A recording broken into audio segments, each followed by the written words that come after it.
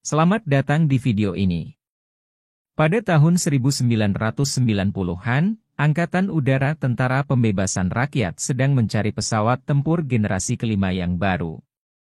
Pada awal tahun 2000-an, sebuah kompetisi diadakan yang dikenal di Barat sebagai program FXX. Pemenang dari program ini adalah Chengdu Aerospace Corporation, dengan desain mereka yang dikenal sebagai J-20, sebuah pesawat tempur superioritas udara unggulan Tiongkok. Hari ini, kita akan melihat lebih dekat desainnya. Kemunculan F-22 Raptor pada tahun 1990-an mengubah lanskap pengembangan pesawat tempur. Sementara kemampuan penuhnya masih menjadi misteri, dari penampilannya jelas bahwa siluman adalah perhatian utama yang diperhatikan oleh negara-negara lain. Selama tahun 1990-an, beberapa konsep serupa lainnya diusulkan di Tiongkok.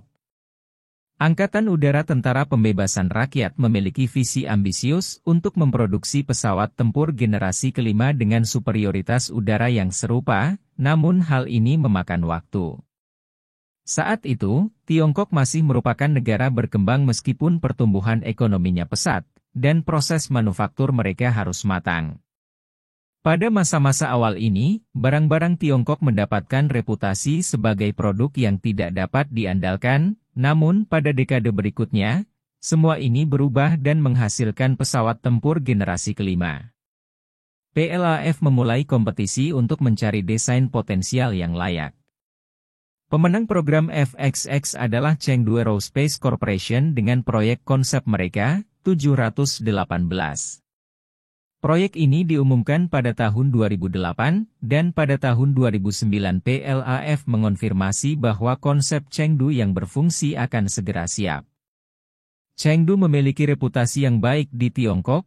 Pada tahun 1990-an, mereka telah mengembangkan J-10 dengan desain pesawat tempur yang sederhana namun mumpuni, dan pada tahun 2003 mereka memproduksi JF-17.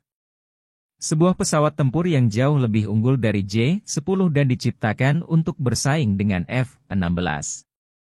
Pada bulan Desember 2010, pesawat konsep baru J-20 menjalani serangkaian tes berkecepatan tinggi.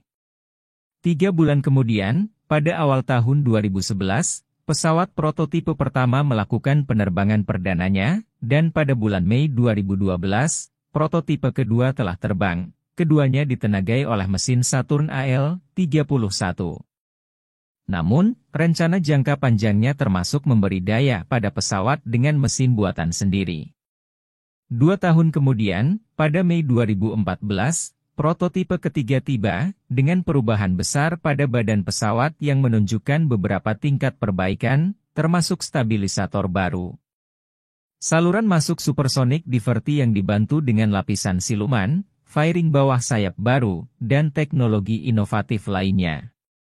Pesawat ini juga dilengkapi dengan sensor inframerah siap tempur dan POD penargetan terintegrasi. Seperti biasa di Tiongkok, hanya sedikit informasi yang diketahui mengenai proses pengembangan pesawat ini.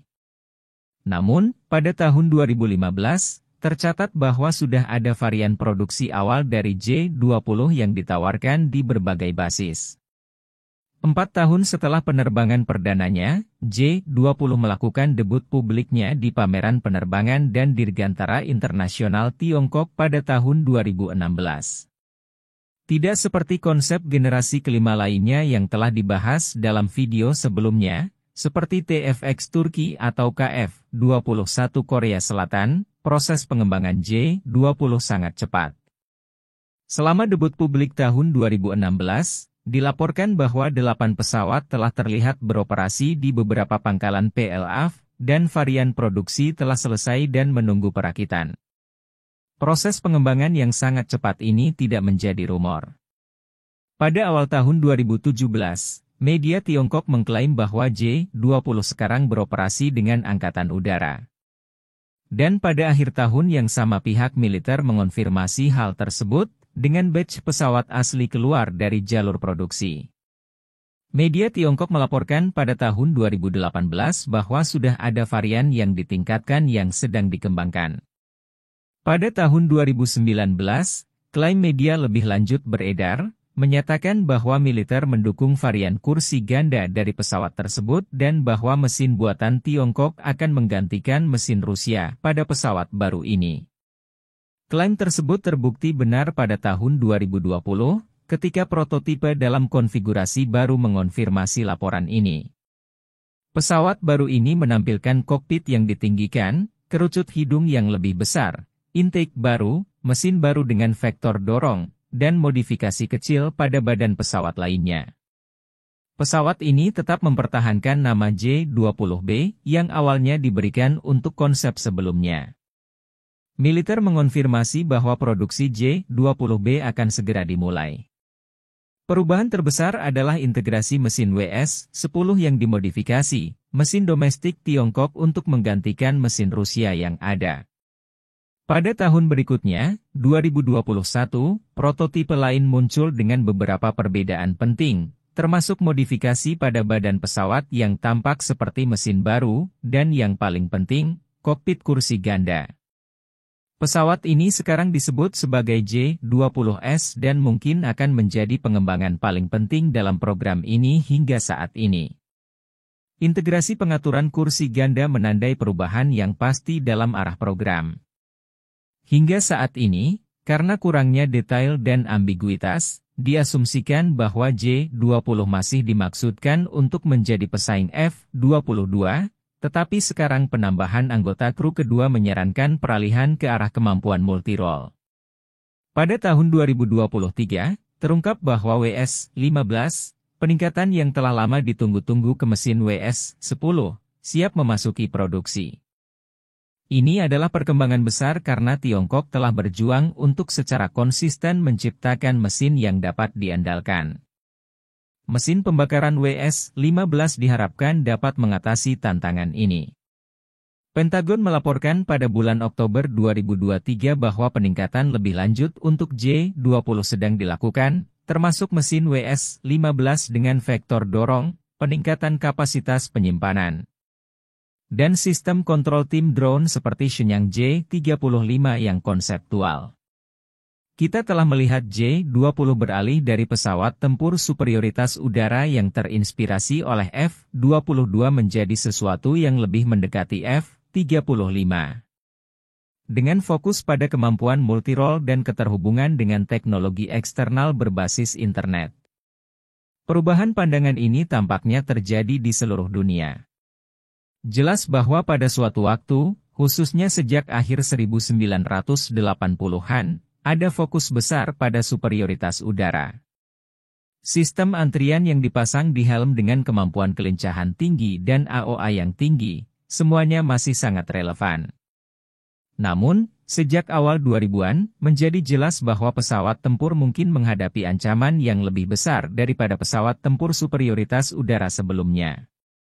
Ada ketidakpastian seputar ancaman baru dari permukaan ke udara, drone, atau senjata digital dan elektronik yang mungkin dimiliki musuh. Oleh karena itu, penekanan lebih besar diberikan pada perlunya jaringan antar sistem dan sistem peperangan elektronik. Saat ini, program pesawat tempur Tiongkok jelas merupakan program multirole. Varian kursi ganda J-20 hampir pasti sedang dikembangkan untuk beroperasi bersama berbagai program drone, termasuk program wingman setia utama Tiongkok yang dikenal sebagai Avik Dark Sword.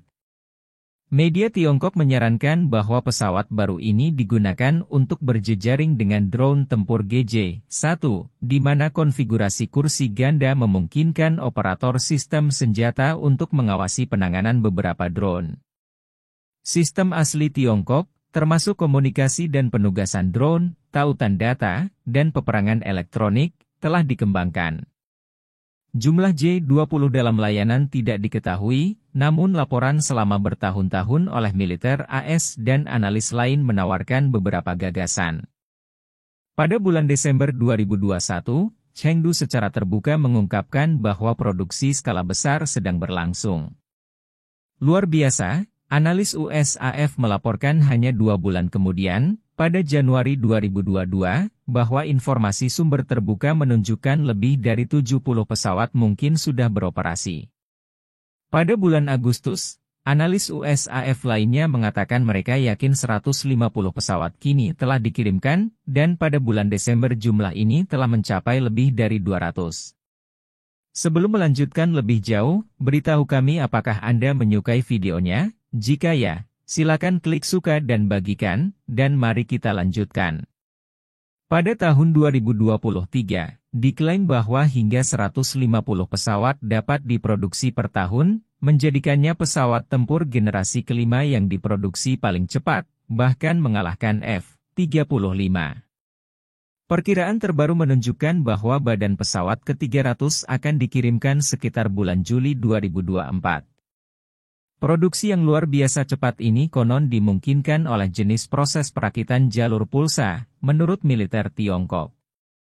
Jadi, bagaimana dengan desain pesawat itu sendiri? Seperti yang ada saat ini, pesawat ini diklaim menggunakan bahan penyerap radar dan visibilitas rendah.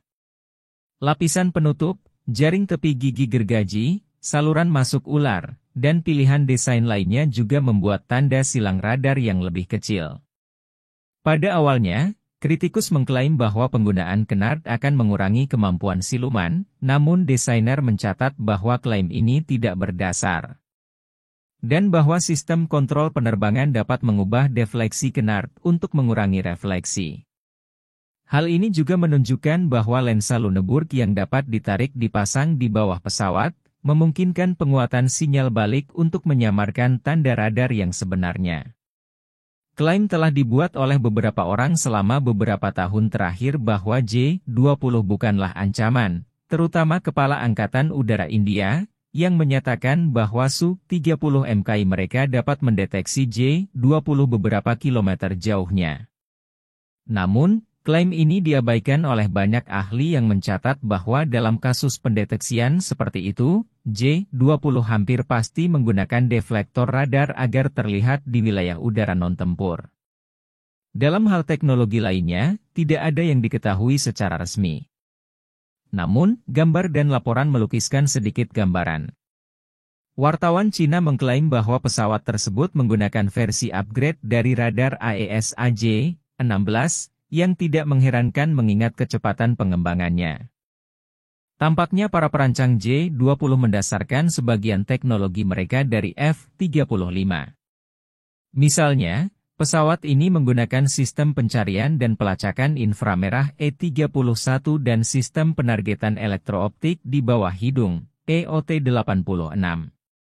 Selain itu, di sekitar pesawat terdapat 6 sensor EO yang menggabungkan data inframerah dengan sinyal radar untuk menghasilkan gambar sensor yang menyatu, mirip dengan yang ditemukan pada F-35.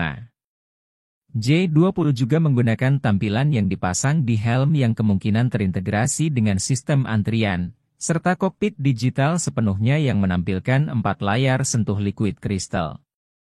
Dalam hal persenjataan, pesawat ini tampaknya dibuat berdasarkan sistem senjata asli daripada mengandalkan impor.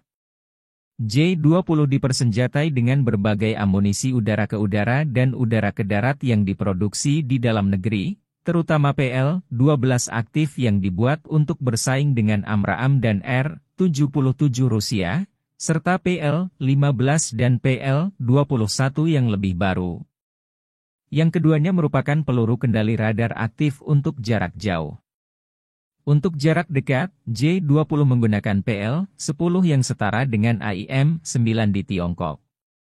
Tidak banyak yang diketahui tentang persenjataan selain ini, namun ada beberapa bukti yang menunjukkan bahwa varian awal J-20 tidak mengintegrasikan meriam. Demikian pula, ada beberapa bukti yang menunjukkan bahwa pesawat ini mungkin menggunakan bom presisi kecil dan rudal anti radiasi. Secara total, pesawat ini dikatakan memiliki kapasitas penyimpanan sebesar 4.000 pon dan dilengkapi dengan 4 cantelan eksternal. Namun, jelas bahwa pesawat ini dirancang untuk beroperasi secara sembunyi-sembunyi dan akan bergantung terutama pada senjata internalnya. Detail mengenai kapasitas teluk yang tidak diketahui.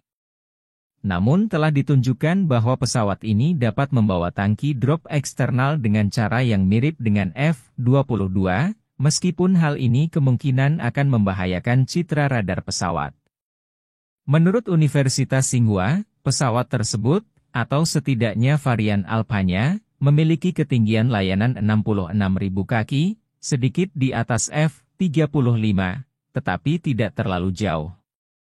Jangkauan tempur pesawat ini adalah 2.000 km, jauh lebih jauh dibandingkan F-35 dan F-22, meskipun hal ini mungkin berlebihan karena fitur supercruise pesawat yang masih belum jelas. Kecepatan tertinggi J-20A dilaporkan Mach 2,5, lebih cepat daripada F-35, Mach 1,6, dan F-22, Mach 2,25. Namun, J-20 merupakan pesawat yang lebih besar dibandingkan pesawat Amerika. F-35A hanya memiliki panjang lebih dari 15 meter, sementara F-22 sedikit lebih dari 18 meter, dan J-20A lebih dari 21 meter. Seperti yang disebutkan sebelumnya, versi awal pesawat menggunakan mesin Saturn AL-31 Rusia sebelum mengadopsi WS-10 yang diproduksi di dalam negeri dan akhirnya ditingkatkan ke WS-15 sekitar tahun 2020. Mesin WS-15 baru ini menawarkan perubahan besar pada spesifikasi pesawat, menyediakan supercruise yang lebih cepat, performa tinggi pada kecepatan rendah, dan peningkatan kelincahan dengan vektor dorong. Chengdu J-20 tetap merupakan pesawat yang menarik, meskipun ada yang percaya bahwa kemampuannya dilebih-lebihkan. Sementara yang lain mengatakan bahwa kemajuan teknologi yang pesat telah memungkinkan Tiongkok untuk mengembangkan sesuatu yang mampu menyamai desain generasi kelima lainnya. Waktu akan membuktikannya. Murni dari sudut pandang teknologi, proyek J-20 sangat mengesankan dengan hampir 300 pesawat yang dibuat dalam beberapa tahun dan dengan program peningkatan yang terus-menerus menggunakan sistem domestik. Angka-angka murni menunjukkan bahwa pada tingkat saat ini, Chengdu dapat menyelesaikan 1.000 badan pesawat J-20 pada tahun 2030. Angka-angka ini sama dengan program F-16 atau Flanker, yang menunjukkan tingkat kepercayaan yang tinggi terhadap program tersebut. Militer tidak akan berkomitmen kecuali mereka tahu bahwa program tersebut dapat dilaksanakan seperti yang dijanjikan. Keputusan PLA untuk melanjutkan program ini menunjukkan bahwa mereka yakin J-20 akan mengungguli turunan Flanker yang dimodernisasi, yang dapat menerima pendanaan sebagai gantinya. Hal ini dengan sendirinya menunjukkan bahwa mereka juga yakin J-20 akan mengungguli sebagian besar pesawat generasi keempat dan 14 dari Barat. Dekade terakhir telah menunjukkan bahwa kemampuan manufaktur Tiongkok meningkat pesat, hingga ke titik di mana produk-produk yang dulunya merupakan produk tiruan murah kini mengungguli pesaingnya. Secara militer, Angkatan Laut dan Angkatan Udara Tiongkok telah mencapai pertumbuhan pesat dan peningkatan teknologi. Hanya waktu yang akan menentukan sejauh mana proyek seperti J-20 akan berhasil. Bagaimana pendapat Anda mengenai video ini? Jika Anda punya pendapat, silahkan tuliskan pendapat Anda pada bagian komentarnya. Dan jika Anda suka dengan video ini, silahkan klik like dan subscribe, dengan begitu kami akan membuat video lainnya untuk Anda semua. Terima kasih dan sekian dulu dan sampai jumpa di video berikutnya.